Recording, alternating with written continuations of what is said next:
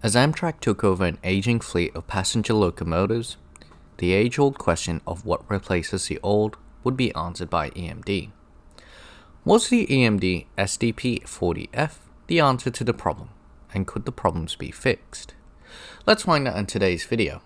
My name is Jamie, and if you like these sorts of videos, please like this video and subscribe if you are interested in more of these types of videos. Next week's video will be about Britain's iconic Pullman trains, the Brighton Belle.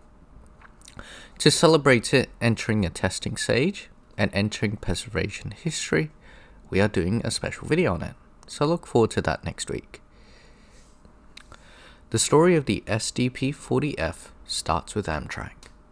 With Amtrak being founded to take over passenger rail travel on May 1st, 1971, even the popular trains such as the Pioneer Zephyr could not stop the railroads from bleeding money while operating passenger trains. Of the 366 trains that were operating previously, Amtrak would only continue operating 184. Amtrak would need new trains to operate this route and would lease both passenger cars and locomotives from the railroads themselves. Examples of the locomotives would be the FP7 and EMD E8. It would also lease passenger cars, which meant that Amtrak would also have all sorts of equipment from all sorts of different manufacturers, such as Budd, Pullman, and ACF. Over time, this large variety of vehicles puts extra pressure on the maintenance shop and administration staff for just keeping those locomotives rolling and passenger cars running. Amtrak itself would purchase some of these locomotives. Part of the purchase would be 286 E units and F units that date back to the early 1950s. While these engines were old and starting to have end-of-life issues, a new solution had to be found, and something was needed to replace the venerable E unit which had dominated the American passenger landscape for many years. This is where the SDP40F becomes an answer for replacing older locomotives. EMD had already produced a successful passenger diesels for the Santa Fe named the FP45, and had built one of the most popular diesels of all time, the SD40-2. To simplify supply chains and maintenance, it would base the new passenger locomotive on the SD40-2. This would not be the first time EMD had done this.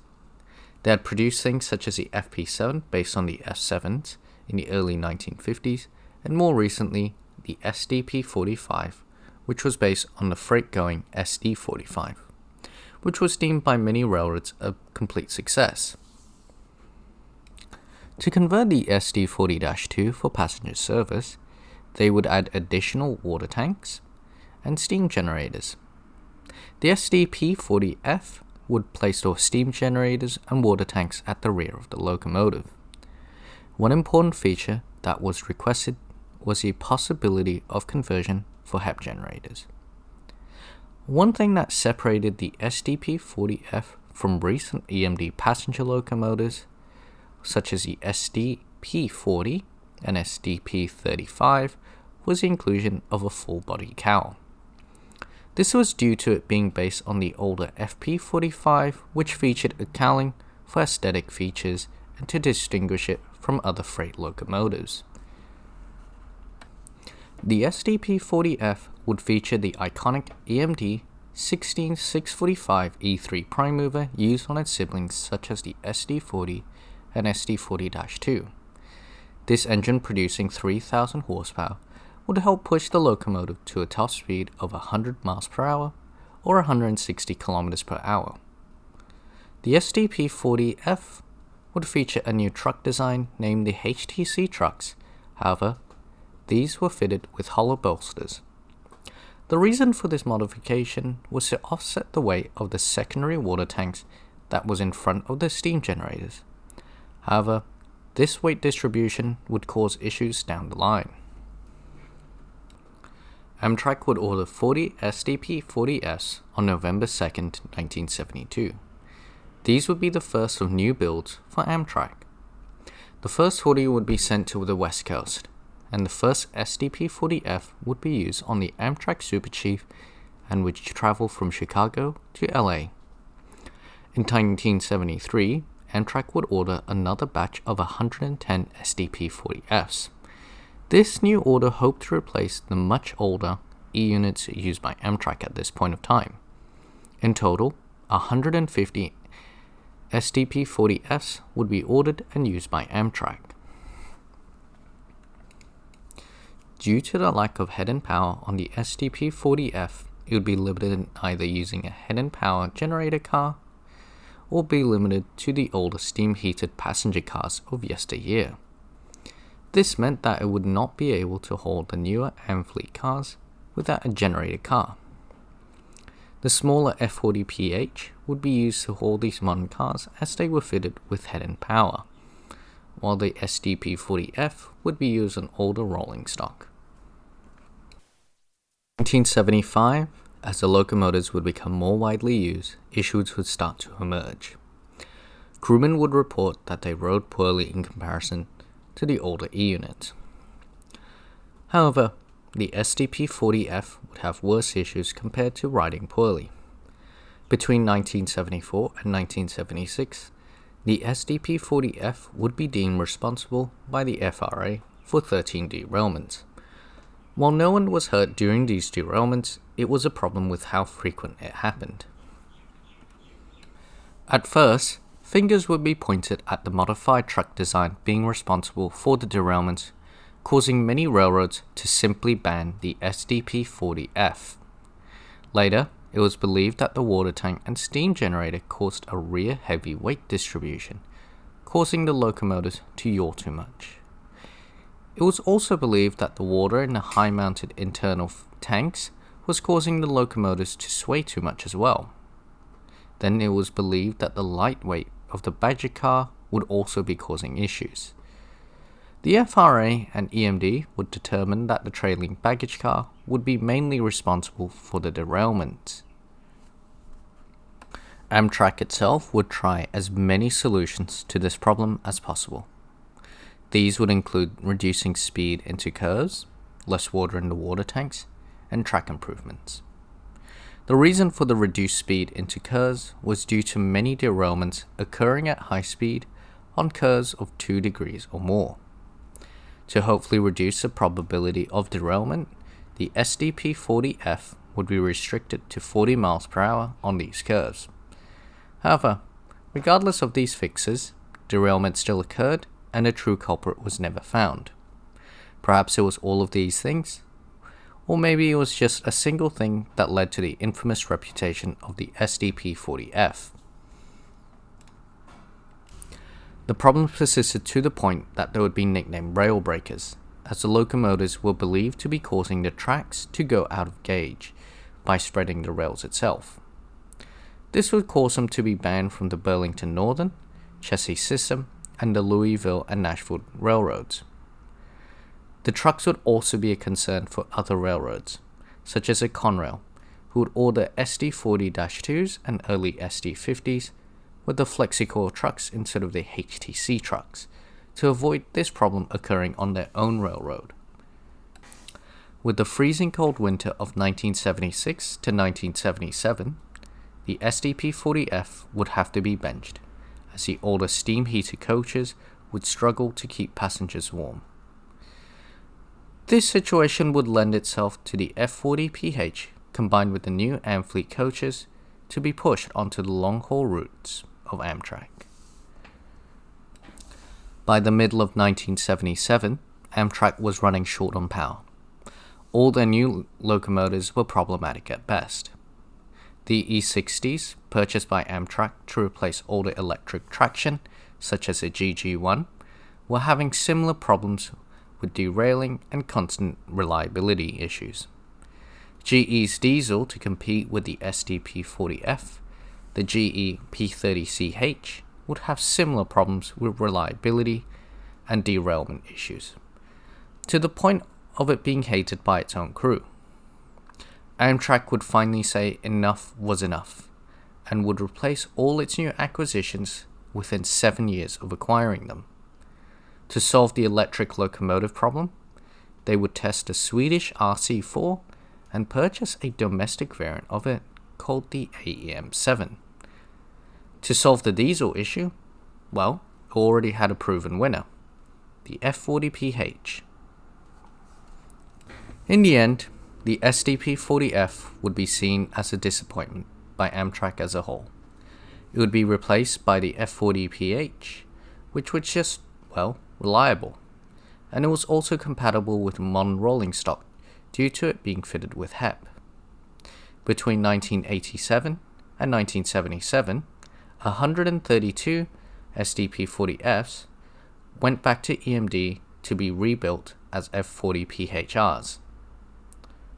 The last stronghold of the SDP40F to fall was on the West Coast, as the superliner cars would be slowly converted into using HEP instead of being steam heated, leaving the SDP40Fs without coaches to haul. Amtrak itself would trade 18 SDP40Fs to Santa Fe for smaller road switches, such as the CF7s and SSB1200s in 1984. Santa Fe would rebuild the SDP40F, hoping for a much more reliable locomotive. Santa Fe would remove the steam generators and give it a lower top speed. It would also be repainted into the Santa Fe Bluebonnet scheme. The SDP40Fs would be renamed to SDF40-2s. The derailments would be fixed, and, well, it was just a superb runner. Due to the rolling crew changes, at the time the SD40-2 was deemed risky, as the side ladders could be hard to grab and the front steps were not much better. In 1985, Santa Fe would ban the SD40-2 from being the point of a train and would make boarding from the front difficult. Due to rolling crew changes being banned, the SDF40-2 could be put on the front of trains starting in 1987. Later in 1988, it would also be given new front steps and notch noses to allow for easier boarding from the front. However, due to complaints, it would be banned from being the leading units by Santa Fe. And due to the SDF40-2 not having ditch lights, it was unable to lead trains due to ditch lights being mandatory after December 31st, 1997. Starting in May 2002, the SDF40-2s would be retired. However, BNSF 6976 and SDF40-2 would be taken in June after the rest of the fleet was retired in May 2002 to be repainted into a Marseille paint scheme to celebrate the opening of Pier 400 container terminal in LA, and would also have one last special appearance to celebrate the opening of Logistics Park Intermodal Facility in Illinois. Its fate would be uncertain after being placed into long-term storage after these appearances. However, the Northwest Rail Museum would come to save it for many generations to enjoy. Interestingly, the SDP40F would spawn a successor in its design, the F40C. The Milwaukee Road had two commuter lines in Chicago in the 1970s, and they needed new locomotives. EMD offered them a slightly updated version of the SDP40F. This included an improved 645 E3B prime mover that produced 3,200 horsepower, 200 more horsepower than the original SDP40F, and instead of steam generators, it would feature HEP to allow heating of electrically heated coaches. They would be used on the North Line and West Line and would be incredibly successful. With the creation of Metra, these locomotives would also be transferred to Metra, however would stay on their current lines. They would be later taken off regular service between 2003 and 4, with the introduction of new motive power arriving to Metra. 13 of the 15 would be sold off to the leasing companies, and 2 locomotives would be retained, specifically 611 and 614. They would be used intermittently throughout the years, and currently 611 serves as a backup locomotive to assist in case locomotives are out of service or failed. 614 was donated recently this year to the Illinois Railway Museum. Currently, only one SDP40-2 is in preservation. It is Amtrak 644 or ATSF 6976.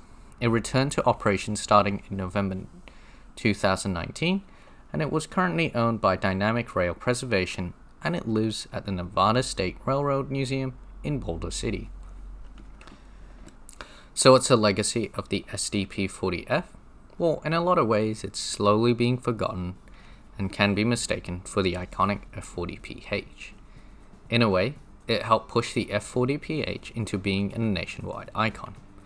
As the SDP40F continued to have issues and being banned off certain trackage, well, the F40PH had to come in clutch to save it, and to also save Amtrak.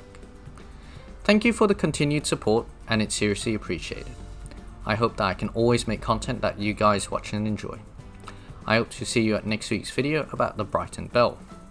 Don't forget to like this video, and I just wanted to say thank you from me, my partner, and my pet bunny, Mr. Morris.